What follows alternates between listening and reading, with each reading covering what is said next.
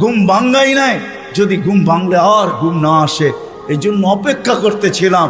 মা বাবার হাত পানির দিকে বাড়ত না, আগে উপরে উঠত। ও যুবক, তুমি আল্লাহর ওলি হইতা ওই মুহূর্তে। সাফি রহমতুল্লাহ সারাদিন পরিশ্রমের পরে রাত্রে বাপের পাও টিপতেন, মার পাও টিপতেন, আর তেল মালিশ করে ঘুম পাড়াইতেন বৃদ্ধা মাকে। মাঝে মাঝে তালুতে চুমা দিতেন, মা কাইপা উঠতো। মা বলতো আমার পায়ের তালুতে চুমা। তো বলতো তোমার পায়ের তালুতে চুমা দেয় না, আমি তো আমার জান্নাতে চুমা দিয়া স্বাদ নিতেছি। তাইলে আমার সমাজের কোনো মা বাবাকে সন্তানের হাতে জান দিতে হতো না। তাইলে আমার মাটিতে কোনোদিন ঐশী জন্ম নিত না, এরকম হাজারো জন্ম নিত না। মিডিয়ার কয়টা আসে, হায় হায় হায়, পায়ে হাত রাখি রাগ হয় না। আসেন শিখি নবীর আদর্শ। হাদিসে আছে, একটাও যদি ধরেও রাখতে পারি, একটা আদর্শ, আল্লাহর রাসূল বলছেন লাউ তামাসসাকা বিসুন্নতি ইনদা